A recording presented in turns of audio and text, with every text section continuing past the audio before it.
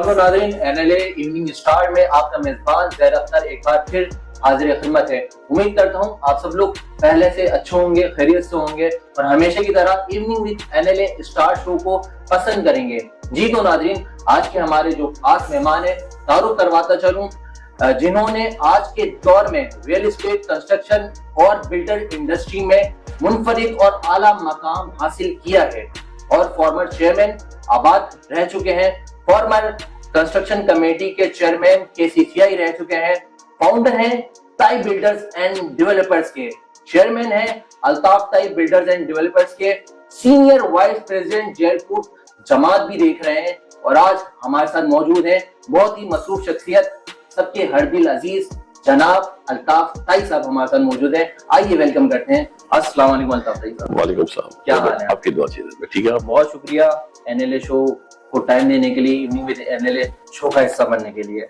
बहुत शुक्रिया। अल्ताफ भाई, सबसे पहले मैं ये जानना चाहूंगा, लास्ट ईयर भी आप NLA का हिस्सा रह चुके हैं और इस साल आपको most high rise business tower of the year NLA 3.0 का अवार्ड प्रेजेंट किया जा रहा है, कुछ कहना चाहेंगे?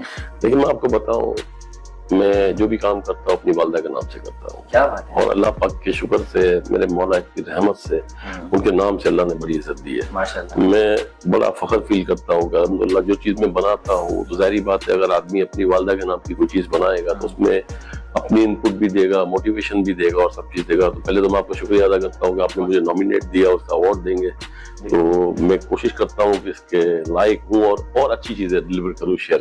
जज़ाकल्लाह, बहुत शुक्रिया। अल्ताफ भाई, आपकी जर्नी कंस्ट्रक्शन में कैसे शुरू हुई और आपने अपने करियर के अर्ली डेज में क्या चैलेंजेस फेस किए? देखिए, I was started my career in 1988 ना, जब मेरे पास बड़ा फैमिली बैकग्राउंड बहुत अच्छा था अल्हम्दुलिल्लाह। लेकिन I was very young on that time. We are 3 brothers, 2 भाई अमेरिका चले गए और अल्हम्दुलिल्लाह वो वहाँ पे स्ट्रगल कर रहे थे, यहाँ पे मैं स्ट्रगल कर रहा था। लेकिन अल्लाह पाक ने हाथ पकड़ा अर्ली डेज में और बड़े अच्छे पैसे कमाए, बड़ा अच्छा काम किया। इसके बाद अल्हम्दुलिल्लाह टेक्सटाइल कोटा था, उसका काम किया अल्हम्दुलिल्लाह, उस पे हम लीड पे रहे 10 साल तक अल्हम्दुलिल्लाह। फिर उसके बाद अल्हम्दुलिल्लाह हमने इंडस्ट्री लगाई टेक्सटाइल की। कराची का सबसे बेस्ट हमारे पास टेक्सटाइल यूनिट था अल्हम्दुलिल्लाह। वो हमने आज से तकरीबन 4 साल पहले बंद किया, वो हमने तकरीबन आज से 12 साल पहले लगाया। तो तकरीबन 12-13 साल पहले जब कंस्ट्रक्शन इंडस्ट्रीज में आया तो मुझे लगा कि बड़ी अच्छी इंडस्ट्री है। फिर हमने आहिस्ता आहिस्ता उसमें ग्रो किया, बंगले बनाने शुरू किए, बंगलों से फिर डिफेंस में काफी बंगलोज बनाए। फिर हम कंस्ट्रक्शन में आए, हाई राइज में आए। तो अल्हम्दुलिल्लाह एक कॉन्सेप्ट ये था कि एक अच्छी चीज दे लोगों में, एक लोगों से हट के चीज दे, जिससे लोग अच्छा डिलीवर करे, कुछ क्वालिटी डिलीवर्स करे जो दूसरे लोग नहीं करते। तो अल्हम्दुलिल्लाह इसकी वजह से थोड़ी सी शुरू में हमको बिल्डर्स से बड़ा रेजिस्टेंस मिला कि अगर ये इतनी अच्छी क्वालिटी दे देंगे तो they are losing their money ना। बट आज हमको लगता है कि अल्हम्दुलिल्लाह उसका हमको बड़ा बेनिफिट है।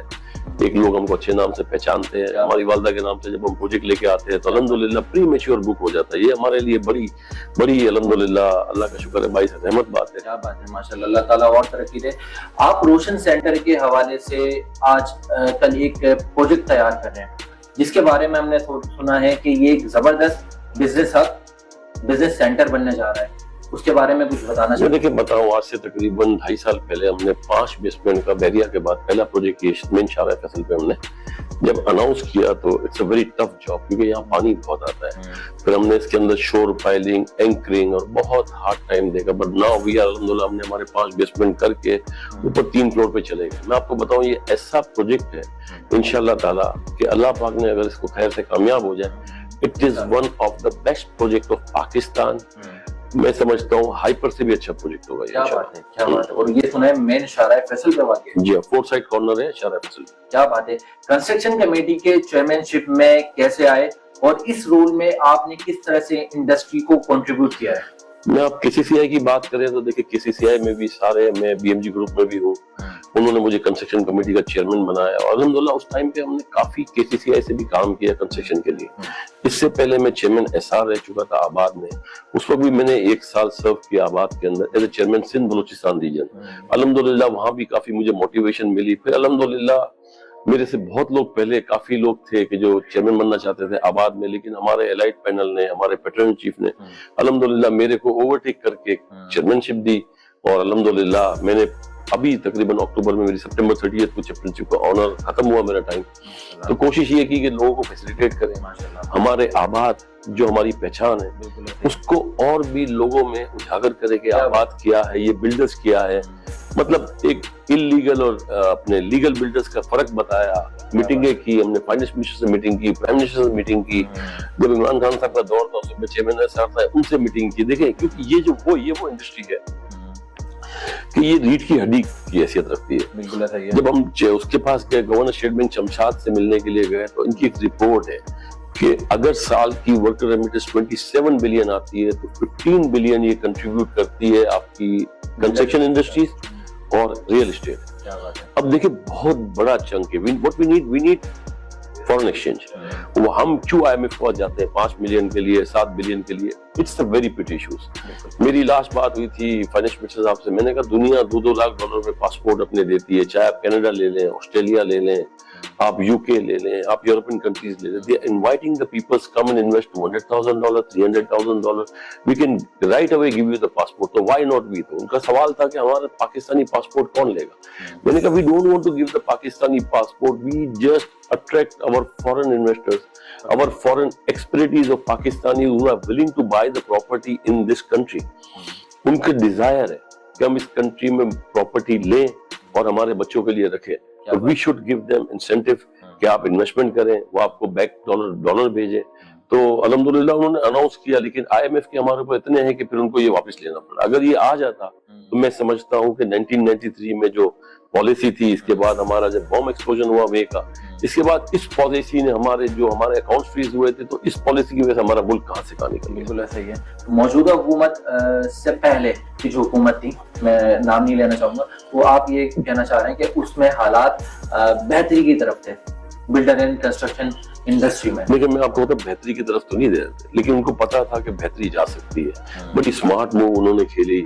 उन्होंने एक एमनेस्टी स्कीम दी जिसको मशरूत कर दिया कंस्ट्रक्शन से, जिसको मशरूत कर दिया लोगों की चीजों से, वरना बड़ा उसका जो साइड इफेक्ट है ना वो बहुत बुरा है। 111 में मिनिमम आपको 35% टैक्स लगेगा और मैक्सिमम आपको 1000% टैक्स लगेगा, जिसके अंदर कोविड भी आया, जिसके अंदर हार्ड टाइम भी आया। मैंने भी इसमें अवेल की थी एमनेस्टी स्कीम, लेकिन मैंने सारे क्राइटेरिया स्ट्रक्चर सब कंप्लीट करके स्ट्रक्चर सर्टिफिकेट भी जमा करा दिए।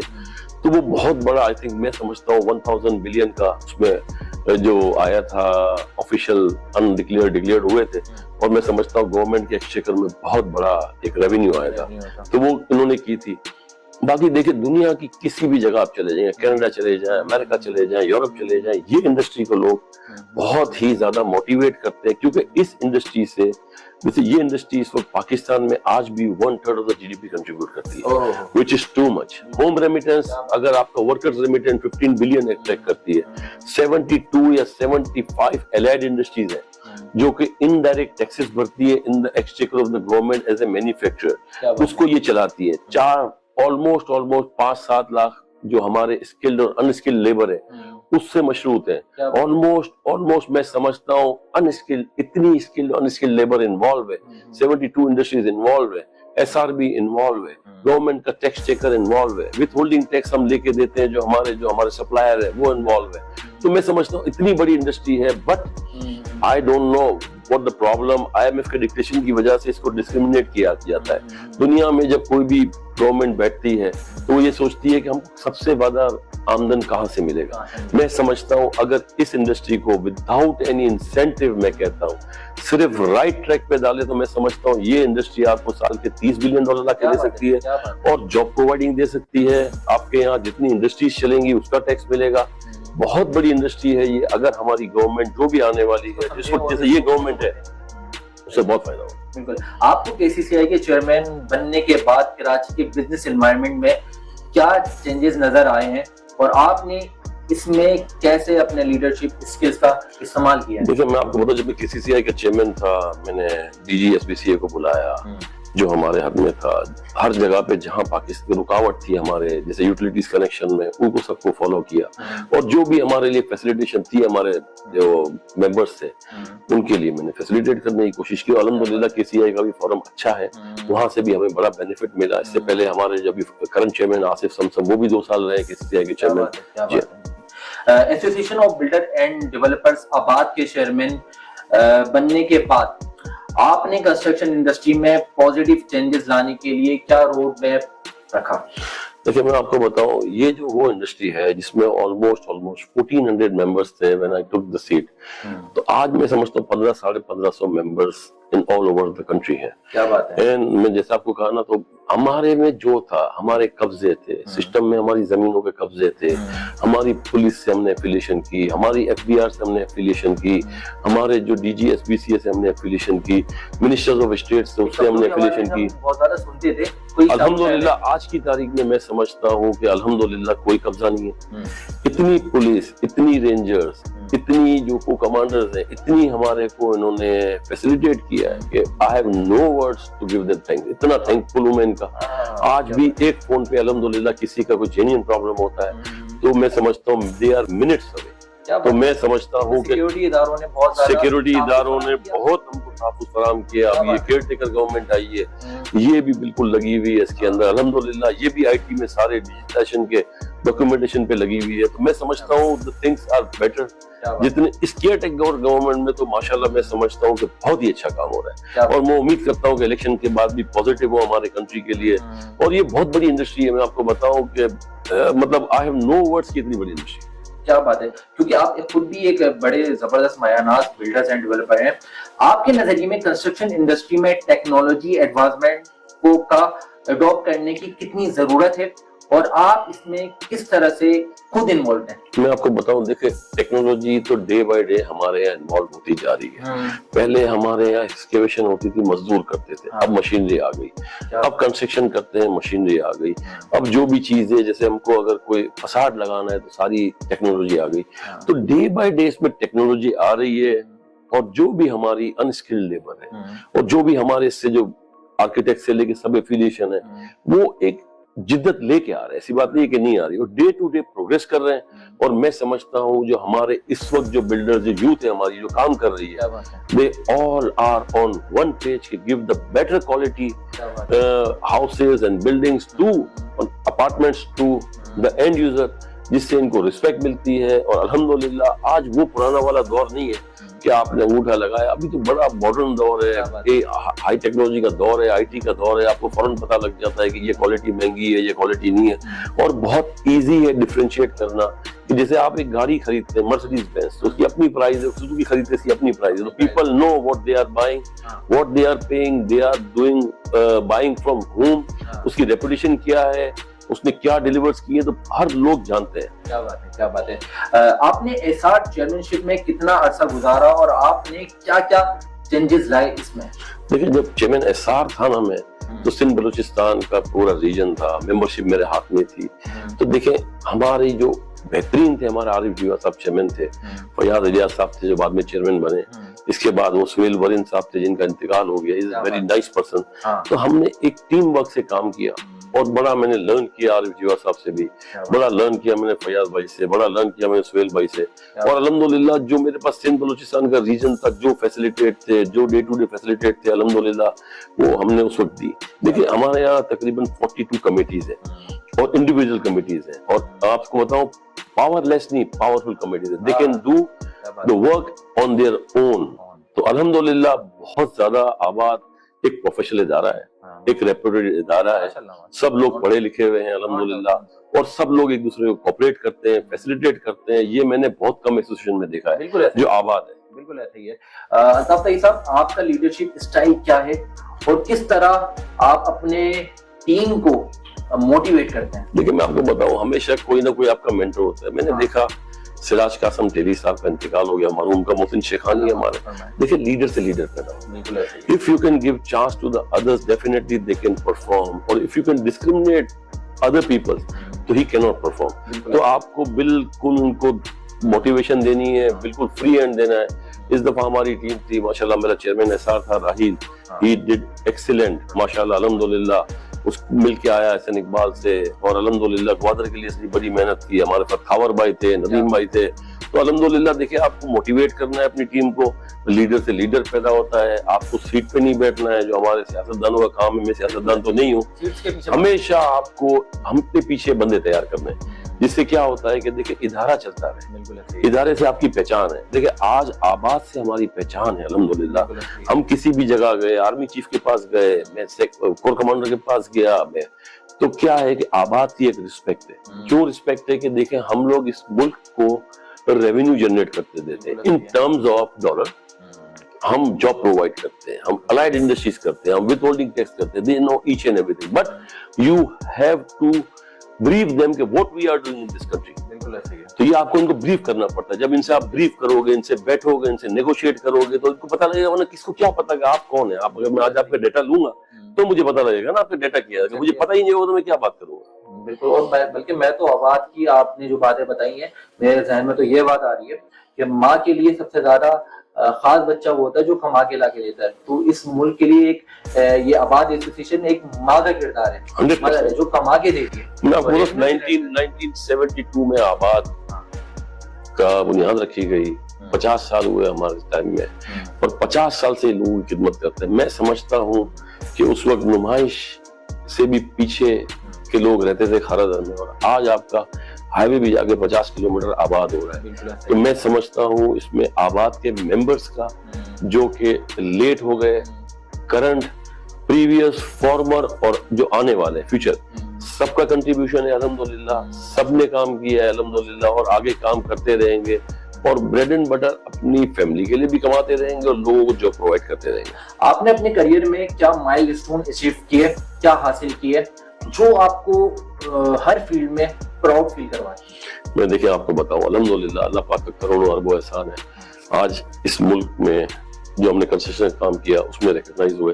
کیا بات ہے. ایز اے چیئرمین آباد لوگ ریکگنائز کرتے ہیں. اتنے بڑے ادارے کا اللہ تعالیٰ نے خدمت کرنے کا موقع دیا, لوگوں کی خدمت کرنے کا موقع دیا.